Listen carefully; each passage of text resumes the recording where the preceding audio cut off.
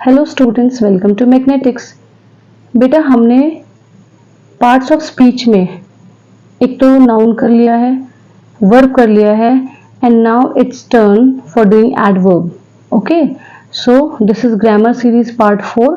सबसे पहला parts of speech, then noun, then verb and then adverb. तो parts of speech के ही पार्ट है ये, ठीक है। पहला पार्ट है नाउन, दूसरा है वर्ब एंड तीसरा एडवर्ब। अब एडवर्ब क्या होता है? An adverb is a name given to any word that is used to modify a verb, adjective और adverb. Adverb जो है एक ऐसा word है जो किसी और दूसरे verb को, adjective को या adverb को ही क्या करता है? Modify करता है. The position of the adverb in a sentence depends on like time, place, manner, frequency, focusing, certainty, view point, इन सारी चीजों पे डिपेंड होता है हमारा adverb.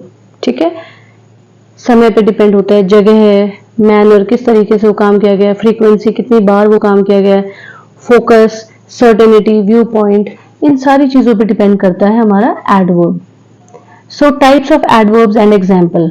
So hence position of adverb depends in a sentence on few things and these few things are types of adverbs. So अगर हम कहें कि position of adverb वो किस पे डिपेंड करती है? कुछ चीजों पे डिपेंड करती है, और वो जो कुछ चीजें हैं वही हमारे एडवर्ब के टाइप्स हैं। सो बेसिकली 4 टाइप, जो आपको यहाँ पे एक पिक्चर दिखाई दे रही होगी, 4 ही टाइप के होते हैं, लेकिन फिर भी थोड़ा सा और 2-3 टाइप मैंने आपको बताए हैं ताकि आप कंफ्यूज ना हो। देखो, ये तो बेसिकली 4 टाइप हैं जो कॉमन हैं, जैसे adverb of manner, adverbs of frequency, adverb of time, adverb of place. तो एडवर्ब ऑफ मैनर, हाउ, कोई काम कैसे हुआ, वो मैनर। एडवर्ब ऑफ फ्रीक्वेंसी, कितनी बार हुआ। एडवर्ब ऑफ टाइम, किस समय हुआ, when. And adverb of place का मतलब है कौन सी जगह पे। तो ये कुछ वर्ड्स यहाँ पे दिए गए हैं जिनसे हमें पता चलता है कि ये एडवर्ब ऑफ मैनर है, या एडवर्ब ऑफ फ्रीक्वेंसी है, या टाइम है, या प्लेस है। जैसे हाउ, कोई काम कैसे हुआ, इजीली हुआ, लाउडली हुआ, सैडली हुआ, क्वाइटली हुआ, softly, happily, quickly, slowly, carefully, gladly. या फ्रीक्वेंसी में देखो, once a week, sometimes, every day, always, often, never, twice a month, frequently, seldom, rarely. या एडवर्ब ऑफ टाइम देखो, before, today, tomorrow, yesterday, already, now, soon, since, tonight, late.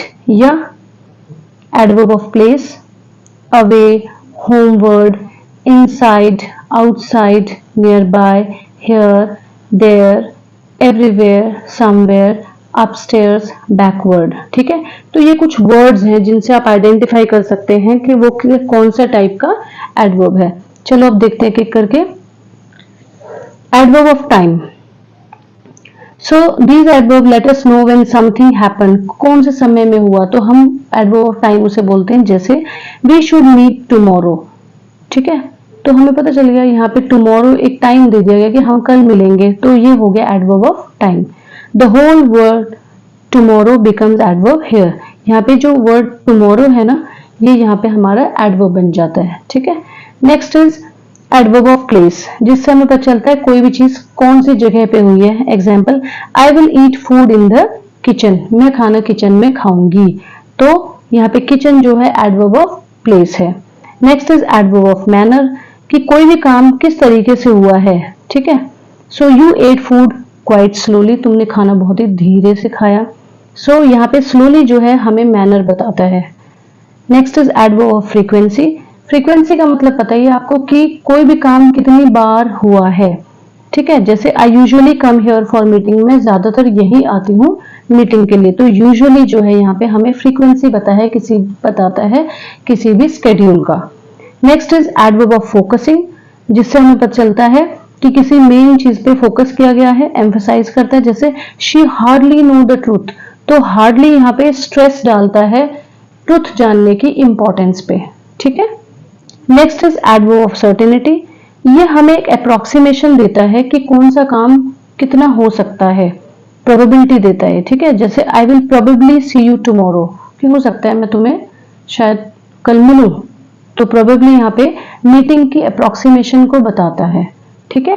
Next is adverb of degree, मतलब कि कोई भी काम किस extent तक किया जा सकता है वो हमें एडवर्ब ऑफ डिग्री से पता चलता है। जैसे ही was quite agreeable to accepting the plan, तो एग्रीएबल क्वाइट जो है यहाँ पे वो है हमारा एक्सटेंट बताता है कि मतलब पॉजिटिव है कि हाँ काम हो जाएगा, है ना।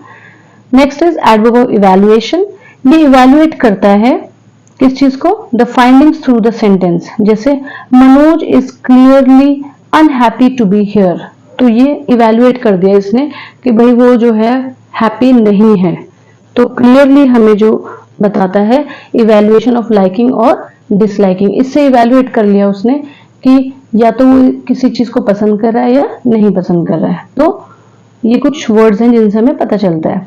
आई होप सबको बहुत अच्छे से समझ आएगा। Thank you.